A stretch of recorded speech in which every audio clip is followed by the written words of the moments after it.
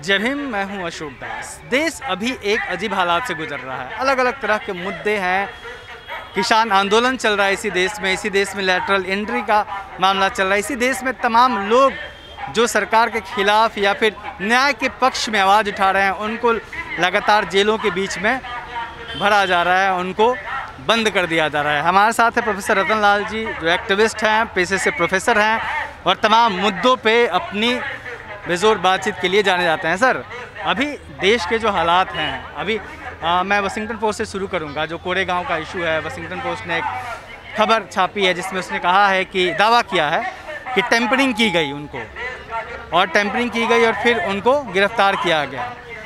तो आपको क्या लगता है, टेम्परिंग तो कोई साजिश के मुताबिक ही कर सकता है? जो नए लोग हैं जो सरकार के खिलाफ बोल रहे हैं या फिर न्याय के पक्ष में आवाज़ उठा रहे हैं, उन लोगों को सरकार जेल में बंद कर रही है। लैटरल एंट्री का मामला आ गया है। तो अभी किस हालात से गुजर रहा है? देखिए, ये कोई हालात मुझे कोई अचरज नहीं हो रहा है, क्योंकि अगर आप पुराने हमारे देखेंगे, इंटरव्यूज़ वगैरह देखेंगे, तो मैं बार बार ये बात कह रहा था कि हर पॉलिटिकल पार्टी का एक दर्शन होता है, एक फिलॉसफी होता है। तो कांग्रेस का चाहे उनसे आपको जो मतभेद रहा हो, कुछ भी रहा हो, लेकिन उसके लीडर्स जो थे वो ऑक्सफोर्ड कैम्ब्रिज यूनिवर्सिटी से पढ़ के आए थे। अंबेडकर भी लंदन कोलंबिया से पढ़ के आए थे। उनके अंदर गहरे मतभेद थे। फिर भी अंबेडकर को उन्होंने कैबिनेट मिनिस्टर बनाया और लॉ मिनिस्ट्री भी थी, और सरकार में रहते हुए सरकार की आलोचना भी करते रहे। तो मेरे कहने का मतलब है कि उनका जो पूरा जो फिलॉसफी था वो ब्रिटिश लिबरलिज्म से, लिबरल डेमोक्रेसी, ग्लोरियस रेवोल्यूशन से आ रहा था। तो वहाँ चूँकि पढ़े लिखे थे तो उसका इम्पैक्ट आपको दिखेगा, उस पर वो दिखेगा। ऑल दो कि ब्रिटिश जो सरकार, जो समाज है और भारत का अलग है, लेकिन उसका इम्पैक्ट दिखेगा। सब लोग मॉडर्न इंस्टीट्यूशन बना रहे थे, डेमोक्रेसी की बात कर रहे थे। लेकिन बीजेपी के साथ क्या है? बीजेपी का नेता लोग जो है कहाँ पढ़ा है? ये सब पढ़ा है सरस्वती शिशु मंदिर में, जहाँ पे नफरत, हेटरेड, हिंदू मुसलमान, दलितों को दबाओ, यही सब सिखलाया जाता है। तो इनका गवर्नेंस आता है बंच ऑफ थॉट से, इनका गवर्नेंस आता है मनुस्मृति से आता है।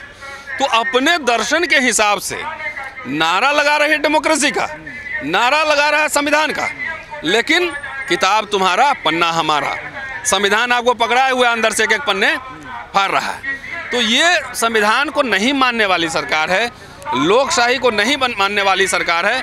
अगर अम्बेडकरनामा आप देखते होंगे तो मैंने कई वीडियोस बनाए हैं जिसमें डॉक्टर अम्बेडकर ने कहा कि इसी डेमोक्रेसी में एक संपूर्ण बहुमत से आकर सरकार तानाशाही का अख्तियार कर सकती है। संविधान अच्छा है कि बुरा है, ये बात नहीं है। संविधान कौन से लोग उसको लागू करेंगे, उनका नेचर इम्पोर्टेंट है। अगर वो अच्छा हुआ तो खराब संविधान भी अच्छा होगा, और बुरा हुआ तो बुरा हुआ, ये बात है। तो सर, जब ऐसे लोगों के हाथ में देश की सत्ता है जो सरस्वती शिशु मंदिर से पढ़े हुए हैं या फिर जो मनुस्मृति से चलना चाहते हैं, तो जो लोग, एक बड़ी आबादी है जो संविधान का राज चाहती है, संविधान के हिसाब से चलना चाहती है, उनके सामने सबसे बड़ी चुनौती क्या है? देखिए, बड़ी चुनौती तो 30-40 साल लगता है आंदोलन को बनने में। मैं इतिहास का छात्र हूँ, इसलिए रोज़ आंदोलन नहीं होते हैं। सबसे बड़ी विडंबना ये है कि जो लोहिया, अम्बेडकर, तमाम ऐसे लोगों, मुझे लगता है अभी गांधी होते तो गांधी अम्बेडकर शायद एक ही साथ एक मंच पे होते, लोहिया भी होते।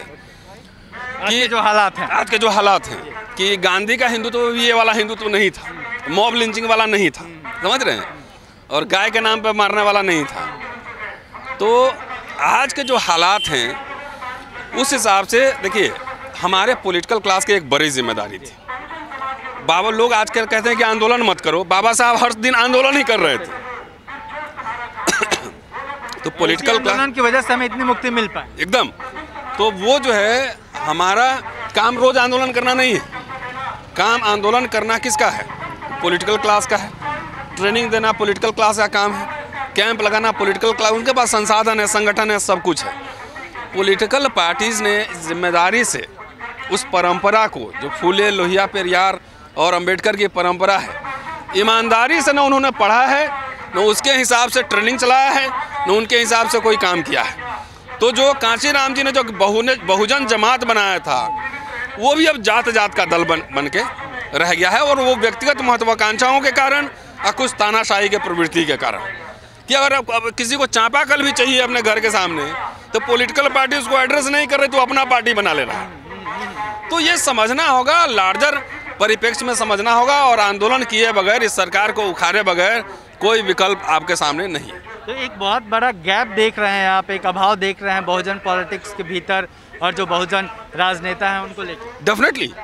डेफिनेटली है। देखिए आरएसएस को अगर उसको मिथक बनाना है, कथा कहानी बनाना है, झूठ बनाना है, तो नोएडा में, गुड़गांव में उसका ऑफिस होगा, वहाँ से व्हाट्सएप यूनिवर्सिटी में चला रहा है कहानी, और हमारे लोग भी वही पढ़ रहे हैं। हमारे लीडर्स जो है न तो रिसर्च विंग है उनके पास, न पढ़वाते हैं, न इनपुट लेते हैं, वो खाली कागज़ में वोट जोड़ते हैं। तो ऐसे वोट नहीं होता। चुनाव एक दिन होता है, लेकिन राजनीति एक सतत प्रक्रिया है, रोज होता है। हम लोग बात कर रहे हैं, ये भी राजनीति का हिस्सा है। मैगजीन निकालना राजनीति का हिस्सा है, विमर्श को पैदा करना राजनीति का हिस्सा है। तो इसमें पॉलिटिकल पार्टीज जो है मिजरेबली फेल्ड हुई है। And because all these questions, चाहे भीमा कोरेगांव हो, चाहे लेटरल एंट्री हो, ये सब एक ही दर्शन से निकला हुआ है। समझ रहे हैं बात? So all these questions are political questions, so that has to be addressed politically. मतलब चेहरे अलग अलग हैं, आंदोलन के नाम अलग अलग हैं, मकाम एक ही। बस एक ही दर्शन से निकला हुआ है।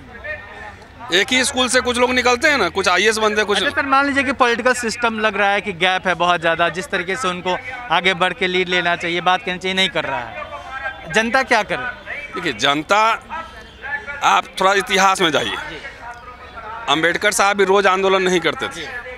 गांधी भी 4 साल 5 साल का गैप लेते थे एक आंदोलन से दूसरे आंदोलन में। जनता को सब कुछ नहीं पता होता है।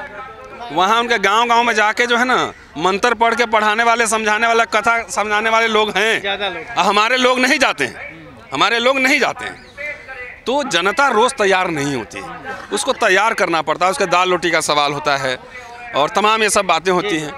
तो ये जनता को ही लड़ना पड़ेगा, उसको तैयार। परिवर्तन अपने आप नहीं होगा, परिवर्तन लाना पड़ेगा, और इसके लिए ह्यूमन एजेंसीज को उसमें काम करना होगा। ऑटोमेटिक नहीं होता है। देखिए 2 बार, एक में तो हम ही लोग एक्टिव थे पूरा, 2 बार ये सरकार सिर्फ झुकी है, वो है SC/ST एक्ट पर और रोस्टर के सवाल पे, क्योंकि लोगों को ये कन्विंस हो गया कि इस इशू से हमको इफेक्ट होने वाला है। तो ये देखिए, मैं अगर बोल रहा हूँ, अशोक दास अगर मेरा इंटरव्यू कर रहे हैं, तो आपके चैनल में 10,000 लोग देखेंगे, 20,000 देखेंगे, लेकिन लीडर जब बोलता है ना, तो जनता एक्टिवेट होता है।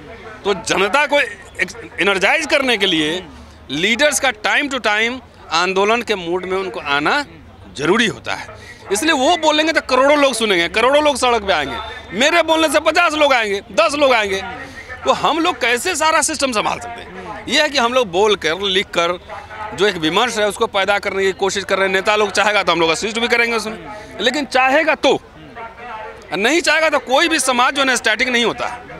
समाज में एक जिंदा तत्व होता है, समय के हिसाब से वो नेता अपना ढूंढ लेता है। ये एक बड़ा सवाल है सर। बहुत बहुत धन्यवाद, आपने वक्त दिया। और अम्बेडकर नामा सर का एक चैनल है, यूट्यूब चैनल, आप इनको और ज़्यादा सुनना चाहते हैं तो वहाँ पर जाइए।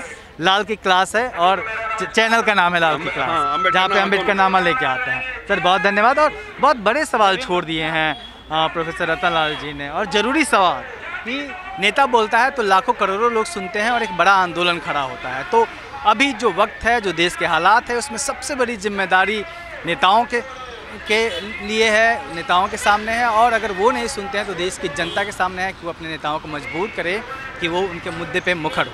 कैमरामैन वीरेंद्र के साथ दिल्ली के जंतर मंतर से मैं अशोक दास, दलित दस्तक।